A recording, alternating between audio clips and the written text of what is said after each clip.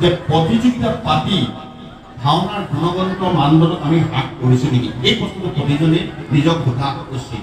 এইকাৰণে কৈছো আজি ৫-৬ বছৰ আমি প্ৰতিযোগিতা নকৰাকৈ আমি ভাওনা সংস্কৃতিক লাভ কৰিছো, তেজত আছে বুলি ধৰি লৈছো, আমি লাভ কৰিছো। অসমত যেতিয়া সকলো সংস্কৃতি শেষ হ'ব, কেৱল যদি এখন ভাওনাৰ যদি সুদৃঢ়ভাৱে বলিষ্ঠভাৱে যদি পৰিমৰ্যাদাৰ মাজত থাকি অভিনয় কৰিব পৰা যায়, তাৰ পৰা আকৌ সংস্কৃতিৰ পুনৰ বিকাশ হ'ব। এনেধৰণে মহাপুৰুষজনে ভাওনা সংস্কৃতিক ৰাখি থৈ গৈছে। ৰাৱণে যিটো প্ৰৱেশ কৰে, ৰাৱণে যেনেকৈ অভিনয় কৰে, দুৰ্যোধনে তেনেকৈ কৰে। চাবচোন এই প্ৰতিযোগিতাবিলাকত এই কথাবিলাক স্পষ্ট হৈ পৰে, কিন্তু ৰাৱণ আৰু দুৰ্যোধন একে চৰিত্ৰ নহয়। আমি ভাওনাৰ ওপৰত যিমানেই কথা নকওঁ কিয় বা সংস্কৃতিৰ পৰা আমি যিমান জানি, কিন্তু ভাওনাৰ সৰ্বশেষ কথাষাৰ আমি ক'ব পৰা আৰু অধিকাৰ নাই। আজি ইমানখিনি লাইট জ্বলাই পেলাই ইমান জীৱ বধ কৰিলো যে এটা জীৱ আমি সৃষ্টি কৰিব নোৱাৰোঁ, তেতিয়া সেই দায়িত্ব কোনে ল'ব? নহয়, মহাপুৰুষজনাৰ বাণী হ'ল এইটোৱেই যে প্ৰভুৰ দিব্য লীলা চৰিতাৰ্থ হওঁতে যিসকলৰ মৃত্যু হ'ল সেইসকল পৰম গতি লাভ কৰে। ঈশ্বৰৰ পৰম কৃষ্ণ সচ্চিদানন্দ বিগ্ৰহ অনাদি আদি গোবিন্দ সৰ্ব কাৰণ কাৰণ, এই শ্লোকটো চবতে গায়। কিন্তু বিষ্ণু ওলালে কি কয় জানে? কৃষ্ণ শব্দটো কাটি পেলাই বিষ্ণুটো গাই দিয়ে। দুহাৰত হয়, মই প্ৰায় দেখিছো, ইয়াত হয়তো নহ'ব পাৰে। আৰু নাৰায়ণ ওলালে কি কয়? তাত কৃষ্ণৰ ঠাইত নাৰায়ণ শব্দটো ভৰাই দিয়ে। কৃষ্ণ বিষ্ণু নাৰায়ণৰ মাজত পাৰ্থক্য নাই। আৰু যেতিয়া নাৰায়ণ শব্দটো কৈ দিয়াৰ লগে লগে তাৰ মন্ত্ৰ শক্তিটো হ্ৰাস পালে, তাত দুটা আখৰ। মহাপ্ৰভু শ্ৰীকৃষ্ণদেৱে কি কৰিছিল? নৰৰ ৰূপ ধৰি ধৰাধাম লীলা কৰিছিল। মহাপুৰুষে পৰম ব্ৰহ্ম শ্ৰীকৃষ্ণদেৱে কৰা অভিনয়টো হ'ল মানুহৰ অভিনয় কৰিছিল। আৰু আমি কি কৰোঁ? আমি পৰম পুৰুষৰ চৰিত্ৰ অভিনয় কৰোঁ। অৰ্থাৎ তেখেতে দৈবিক শক্তিটো হ্ৰাস কৰি মানৱীয় লীলা বেছি অনুকৰণ কৰিছিল। সেইটো ভগৱানে কৰা লীলা। আৰু আমি কৰা লীলাটো আমি মানুহৰ স্তৰৰ পৰা উন্নীত হৈ দৈবিক স্তৰত আমি তাক অভিনয় কৰিব লাগে। মই এই কথাখিনি এইকাৰণে কৈছোঁ যে আজিৰ পৰা ২০ বা ২৫ বছৰ আগত ভাওনা প্ৰতিযোগিতা হোৱা নাছিলে। বিচাৰকৰ দ্বাৰা ভাওনাই কেতিয়াও গতি লাভ কৰা নাই, এইটো দৃঢ়ভাৱে জানিব। আধুনিক ব্যৱস্থাটো কিছু সন্দেহ আৰু শংকা আছে, আমাৰো আছে। আজি ৫০০-৬০০ বছৰে যিটো পৰম্পৰা চলি আছে, সেই চলি অহা পৰম্পৰাটো আজিৰ তাৰিখত প্ৰতিযোগিতামুখী হোৱাৰ বাবে ইয়াৰ জনমুখী যাত্ৰাটো বৰ্ধিত হৈছে, কিন্তু গুণগত মাত্ৰা কিছু হ'লেও হ্ৰাস হৈছে। এইটো কোনো অস্বীকাৰ কৰিব নোৱাৰে। মই সেই কথাৰ কাৰণে মই যিসকল নতুন প্ৰজন্মৰ পিতৃ মাতৃ আছে তেখেতলোকক ক'ব বিচাৰিছোঁ। আৰু সেইকাৰণে কৈছোঁ যে পাপ কেনেকৈ হ'ব পাৰে। আমি যেতিয়া এই মহাপুৰুষ দিব্য লীলাৰ যে সামগ্ৰিক যিটো সাংস্কৃতিক অৱয়ব ইয়াত দেখিম, এই সাংস্কৃতিক অৱয়ব পৃথিৱীৰ কোনো সংস্কৃতিৰ লগত নিমিলে। পৃথিৱীৰ যিমান সংস্কৃতিৰ সমালোচক আছে তেওঁলোকে কয় কলা কলাৰ বাবে, যে কলাক তুমি কোনো ধৰণৰ ফ্ৰেমৰ মাজত নাবান্ধিবা, কলাক স্বতঃস্ফূৰ্তভাৱে বৰ্ধন হ'বলৈ দিয়া। গছৰ তলত থকা বিহু গছৰ তলতে থাকক, তাতে উদযাপিত হওক, কি স্বতঃস্ফূৰ্তভাৱে তাৰ সৌন্দৰ্য বৰ্ধিত হওক। এতিয়াও ষ্টেজলৈ আনি তাক এটা ফ্ৰেমৰ মাজত নাবান্ধিবা। আৰু এটা সম্প্ৰদায়ে কয় যে কলা মানুহৰ বাবে। কলাই যদি মানুহৰ ৰুচিবোধ, কলাই যদি মানুহৰ দৈনন্দিন জীৱন যাত্ৰাত প্ৰভাৱ বিস্তাৰ নকৰে, তেতিয়াহ'লে সেই কলা কাৰ বাবে? এই দুটা সম্প্ৰদায় আছে কলাৰ ওপৰত, আৰু তৃতীয়টা সম্প্ৰদায় নাই। কিন্তু তৃতীয় সম্প্ৰদায়টো সৃষ্টি কৰিছে পৃথিৱীত এজন ব্যক্তি, সেইজন হ'ল মহাপুৰুষ শংকৰদেৱ। তেওঁ নিজে প্ৰতিষ্ঠানভিত্তিক ব্যক্তি। মহাপুৰুষজনে কি কৰিলে? যে কলাক জীৱৰ পৰমাৰ্থিক গতি নিৰ্ণায়ক কলা হিচাপে আমাৰ মাজত দি থৈ গ'ল। আমি ভাওনাৰ ওপৰত যিমানেই কথা নকওঁ কিয় বা সংস্কৃতিৰ পৰা আমি যিমান জানি, কিন্তু ভাওনাৰ সৰ্বশেষ কথাষাৰ আমি ক'ব পৰা আৰু অধিকাৰ নাই। সহজ কথা এটা চাব, এই লাইটখিনি ইয়াত জ্বলাই দিয়া হ'ল। এই গীতত লাখ লাখ পোক মৰিছে। এই পোকখিনিৰ দায়িত্ব প্ৰাঞ্জল গায়নে ল'ব নে উদযাপন সমিতি অন্যান্য কৰ্মকৰ্তাসকল ল'ব? এই যে যিখিনি হত্যা হ'ল তাৰ দায়িত্ব কোনে ল'ব? আজি ইমানখিনি লাইট জ্বলাই পেলাই ইমান জীৱ বধ কৰিলো যে এটা জীৱ আমি সৃষ্টি কৰিব নোৱাৰোঁ, তেতিয়া সেই দায়িত্ব কোনে ল'ব?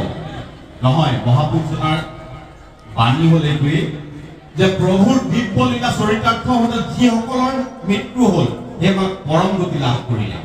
অৰ্থাৎ কলা জীৱৰ পৰমাৰ্থিক গতি প্ৰদায়, আৰু সেই একমাত্ৰ কলা হ'ল ভাওনা সংস্কৃতিৰ মাজত আছে। এইখানে আছে ইয়াৰ নান্দী শ্লোকৰ পৰা আৰম্ভ কৰি একেবাৰে মুক্তিমংগল ভটিমাৰলৈকে এই সমগ্ৰ মানৱ জীৱনক এটা উত্তৰিত জীৱনৰ স্বাদ দিব পৰা এই উচ্চস্তৰীয় কলা। ইয়াৰ সৰ্বশেষ কথাৰ কোনো ক'ব নোৱাৰে। এটা কথা চাব, এই যিখিনি মহাপুৰুষজনৰ যিখিনি সংযোজন বিভিন্ন স্থানীয় লোক সংস্কৃতিক একত্ৰিত কৰি যিটো এটা পৰমাৰ্থিক গতি দিয়াৰ যিটো প্ৰক্ৰিয়া, এই প্ৰক্ৰিয়াটোৰ মাজত আৰু বিভিন্ন চৰিত্ৰ চিত্ৰণৰ মাজত আমাৰ জীৱন সম্পৰ্কীয় সৰ্বশেষ কথাষাৰ আছে। আৰু এই কথাষাৰে মই সামৰিম। আমাৰ এটা জীৱন আছে, আমি প্ৰত্যেকে জানো আমাৰ এটা জীৱন আছে, আমি জীয়াই আছো। জন্মৰ পৰা মৃত্যুৰ পৰিব্যাপ্তি যদি জীৱন, তেতিয়া মানুহতকৈ কাছৰ জীৱনটো বেছি ডাঙৰ, বেছি দীঘল জীৱন। অৰ্থাৎ পৃথিৱীৰ একমাত্ৰ জীৱ হ'ল, ভগৱানৰ সৃষ্টিৰ একমাত্ৰ জীৱ হ'ল মানৱ, যাৰ জীৱন যাত্ৰাক সময়ৰে মূল্যাংকন নকৰি তেওঁ কলাত্মক গতিশৈলীৰ দ্বাৰা তাক মূল্যাংকন কৰা হয়। আমাৰ যিটো জীৱনৰ সম্পৰ্কে আমাৰ যিটো ধাৰণা, এই ধাৰণা আমাৰ স্পষ্ট নহয়। অৰ্থাৎ আমি দীঘল জীৱন কটালে নহ'ব, জীৱনটোক ৰসাত্মক আৰু কলাত্মক ৰূপে সামাজিক জনজীৱনৰ আৰ্হি আদৰ্শ ৰূপানুৰূপে প্ৰতিষ্ঠা কৰি যাব লাগিব। আৰু মহাপুৰুষজনে ভাওনা সংস্কৃতিৰ যোগেদি এই কামটোকে কৰিছিল। এতিয়া দেখিব আজিৰ তাৰিখত যিমানবিলাক ভাওনা হৈছে, মই বিচাৰকসকলে এই কথাটো এটা গুৰুত্ব দিয়া ভাল। শ্লোক এটা গাই চাবচোন, কৃষ্ণ আহোঁতে বা বিষ্ণু আহোঁতে, ঈশ্বৰ পৰম কৃষ্ণ সচ্চিদানন্দ বিগ্ৰহ অনাদি আদি গোবিন্দ সৰ্ব কাৰণ কাৰণ। এই শ্লোকটো চবতে গায়, কিন্তু বিষ্ণু ওলালে কি কয় জানে? কৃষ্ণ শব্দটো কাটি পেলাই বিষ্ণুটো গাই দিয়ে। দুহাৰত হয়, মই প্ৰায় দেখিছো, ইয়াত কিন্তু নহ'ব পাৰে। আৰু নাৰায়ণ ওলালে কি কয়? তাত কৃষ্ণৰ ঠাইত নাৰায়ণ শব্দটো ভৰাই দিয়ে। কৃষ্ণ বিষ্ণু নাৰায়ণৰ মাজত পাৰ্থক্য নাই।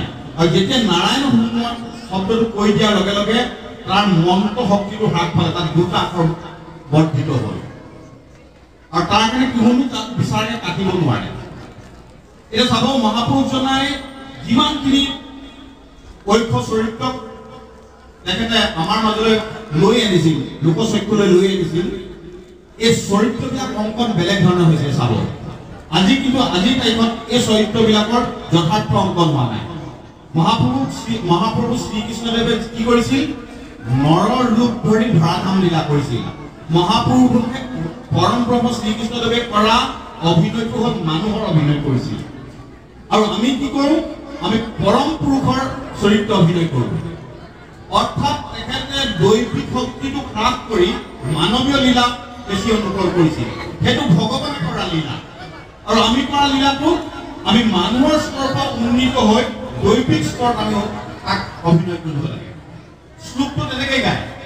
কিন্তু আপুনি চাব, মহাপুৰুষ শ্ৰীকৃষ্ণৰ ৰুক্মিণী হৰণৰ কৃষ্ণজন যেনেকুৱা দেখিব, মহাভাৰতৰ কি কয় শকুনি বধৰ কৃষ্ণজনো একেটা চৰিত্ৰই কৰিব, বা দুষ্ট লীলা কৰা কৃষ্ণৰ চৰিত্ৰটো একেটাই হ'ব। কিন্তু শ্লোকটোত কয় কি? পৰম ব্ৰহ্ম সচ্চিদানন্দ স্বৰূপ, সচ্চিদানন্দ স্বৰূপ। 125 বছৰে ধৰাধাম লীলাত শ্ৰীকৃষ্ণদেৱে 3টা লীলা চৰিতাৰ্থ কৰিছে।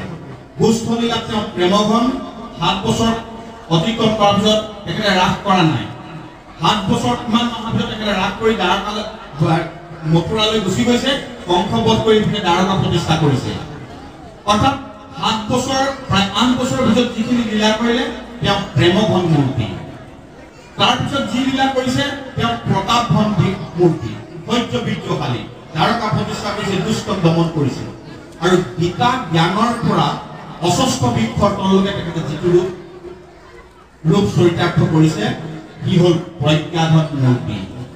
যুদ্ধ আৰম্ভ হৈছে, গীতা কৈছে। যুদ্ধৰ ভয়াৱহতাই তেখেতৰ জনজীৱনক উন্নীত কৰাৰ বাবে গীতা জ্ঞান প্ৰদান কৰাৰ সেই উত্তম আশাটো কেতিয়াও স্থিৰিত কৰিব পৰা নাই। আকৌ শেষত কি কৰিছে? অস্বস্থ বৃক্ষৰ তলত যেতিয়া তেখেতৰ মহাপ্ৰয়াস ঘটিছে, এডাল কাঁড় ভৰিত লোৱাৰ পিছতো উদ্ধৱক সৰ্বশেষ আধ্যাত্ম তত্ত্ব প্ৰদান কৰি এই পৃথিৱীৰ পৰা প্ৰদান কৰি গৈছে। এই যি চৰিত্ৰগত যিটো অৱয়ব, এই অৱয়বটো আজিৰ তাৰিখত নাটকত বহুখিনি হ্ৰাস পাইছে। আৰু যদি এই চৰিত্ৰবিলাক হ্ৰাস পায়, তেতিয়াহ'লে ভৱিষ্যতে নাটকবিলাকৰ মাজত মহাপুৰুষজনাৰ যিটো স্বপ্ন আছিল, কৃষ্ণ সংস্কৃতিৰ সাৰ বাৰ্তা প্ৰদানৰ যিটো ইচ্ছা আছিল সেই ইচ্ছাটো সীমিত হৈ যাব ৰাৱণে যিটো প্ৰৱেশ কৰে ৰাৱণে যেনেকৈ অভিনয় কৰে দুৰ্যোধনেও তেনেকৈ কৰে চাবচোন এই প্ৰতিযোগিতাবিলাকত এই কথাবিলাক স্পষ্ট হৈ পৰে কিন্তু ৰাৱণ আৰু দুৰ্যোধন একে চৰিত্ৰ নহয় দুৰ্যোধন যেতিয়া পৰি আছে মৃত্যুৰ পিছত ভগৱান শ্ৰীকৃষ্ণ তাত থকা কুৰুক্ষেত্ৰত থকাৰ পিছতো দুৰ্যোধনক এবাৰ ঘূৰি নাচালে দুৰ্যোধনক এবাৰ ঘূৰি চোৱাই মহাপুৰুষ শ্ৰীকৃষ্ণদেৱে চাবচোন কিমানবিলাক চিৰিয়েলতে হওক কিতাপত আপোনালোকে পাব দুৰ্যোধনক এবাৰ ঘূৰি নাচালে কিন্তু ৰাৱণ যেতিয়া মৰিছে ৰাৱণে যেতিয়া সেই ক্ষণ গণিছে যে মহাপ্ৰভু শ্ৰীৰামচন্দ্ৰই লক্ষ্মণক কৈছে যে তুমি উত্তৰিত জীৱনৰ বাবে ৰাৱণৰ পৰা সৰ্বশেষ জ্ঞান লোৱা ভাবিছ এটা চৰিত্ৰৰ পৰা স্বয়ং ভগৱানে ভায়েকক জ্ঞান দিয়াইছে সেই চৰিত্ৰটোৰ অভিনয় আৰু এটা অহংকাৰ সৰ্বস্ব মদমত্ত এটা দুৰ্যোধনৰ চৰিত্ৰৰ মাজত আকাশ পাতাল পাৰ্থক্য আছে প্ৰায় ভাওনাবিলাকত এইবিলাক হয় এই কথাবিলাক বিচাৰকসকলে অন্ততঃ মই ভাবোঁ ইয়াত মনোনিৱেশ কৰিব লাগে চৰিত্ৰ চিত্ৰণ কাহিনীগত আবেদন এইখিনি যদি আমাৰ পৰা হেৰাই যায় তেতিয়া আধ্যাত্মিক চেতনাটো সীমিত হ'ব গতিকে মই ভাবোঁ ভাওনা প্ৰতিযোগিতা এখন পতাটো সহজ কথা আজিৰ তাৰিখত কিন্তু সদায় প্ৰতিখন সমিতিয়ে এটা কথা মনত ৰখা ভাল যে প্ৰতিযোগিতা পাতি ভাওনাৰ গুণগত মানদণ্ড আমি হ্ৰাস কৰিছোঁ নেকি এই বস্তুটো প্ৰতিজনে নিজক সোধা উচিত এইকাৰণে কৈছোঁ আজি ৫-৬ বছৰ আমি প্ৰতিযোগিতা নপতাকৈ আমি ভাওনা সংস্কৃতিক লাভ কৰিছোঁ তেজত আছে বুলি ধৰি লৈছোঁ আমি লাভ কৰিছোঁ অসমত যেতিয়া সকলো সংস্কৃতি শেষ হ'ব কেৱল যদি এখন ভাওনা যদি সুদৃঢ়ভাৱে বলিষ্ঠভাৱে যদি পৰিমৰ্যাদাৰ মাজত থাকে অভিনয় কৰিব পৰা যায় তাৰ পৰা আকৌ সংস্কৃতিৰ পুনৰ বিকাশ হ'ব এনেধৰণে মহাপুৰুষজনে ভাওনা সংস্কৃতিক ৰাখি থৈ গৈছে মই ভাবোঁ উদ্যোক্তাসকল আৰু বিচাৰকসকলে এই কথাখিনি গুৰুত্ব দিব ইয়াত কণ কণ ল'ৰা কণ কণ শিশুসকলে অভিনয় কৰিছে মই তেখেতলোকৰ কোনো দুখেই ধৰিব নোৱাৰোঁ যদি দুখ ধৰিবলগীয়া আছে মাক বাপেকক ধৰিব লাগিব শিক্ষকসকলে আৰু এটা কথাত চকু দিয়া ভাল বিচাৰকসকলে জাতীয় সংস্কৃতিয়ে জাতীয় অৰ্থনীতি সমৃদ্ধ কৰিব লাগিব জাতীয় সংস্কৃতিয়ে জাতীয় অৰ্থনীতি যদি সমৃদ্ধ নকৰে তেনে সেই সংস্কৃতি বৰ্তি নাথাকে আজি চাব বিভিন্ন ভাওনাবিলাকত দেখিব বিশেষকৈ মহিলাৰ চৰিত্ৰত যিসকলে অভিনয় কৰে তেখেতসকলৰ হাত সজ্জাবিলাক চাবচোন লোকৰ ওজনৰ বাবে অতি নিম্ন ৰুচিসম্পন্ন কিছুমান কাম কৰিছে এইটো জাতীয় জীৱনৰ বাবে পৰিত্যাগৰ কথা কিন্তু সেই একেখিনি মানুহে যদি কালি জয়মতী নাটকত যদি অভিনয় কৰে দেখিব ইয়ালৈকে ব্লাউজ পৰা পিঠি সম্পূৰ্ণ ঢকা এটা ব্লাউজ পিন্ধি ওলায় কিন্তু চাব মহাপুৰুষজনৰ যি চয়ন ই জাতীয় জীৱনৰ সাজ সজ্জা আ অলংকাৰ সকলোখিনি সমৃদ্ধ কৰি আমাৰ সংস্কৃতিৰ মাজত ভৰাই থৈছে সৰ্বভাৰতীয় পৰ্যায়ত ভগৱানক যেনেকৈ কাম কেলি বিশ্বৰ উপস্থাপন কৰা হয় মহাপুৰুষজনে তেনেকুৱা নাই উদ্দেশ্য এটাই যাতে ভাৱৰ পৰা যাতে ক্ষণিকৰ বাবেও কোনো স্খলিত হ'ব নোৱাৰে এনে বৃহৎ বিনবদ্ধ ভাওনা সংস্কৃতিৰ উত্তৰণৰ ক্ষেত্ৰত সকলোৱে যথাসাধ্যে আত্মনিয়োগ কৰিব এনে শুভকামনাই মোক এইখন ক'বলৈ সুবিধা দিয়াৰ বাবে উদ্যোক্তাসকলক আৰু আপোনালোকে এইখিনি কথা মনোযোগেৰে শুনাৰ বাবে আপোনালোকক পুনৰবাৰ মোৰ আন্তৰিক শ্ৰদ্ধা জ্ঞাপন কৰি অজ্ঞাত হোৱা ভুল ত্ৰুটিৰ বাবে সকলোৰে ওচৰত ক্ষমা প্ৰাৰ্থনা কৰি মোৰ চমু বক্তব্য সামৰণি মাৰিছোঁ ধন্যবাদ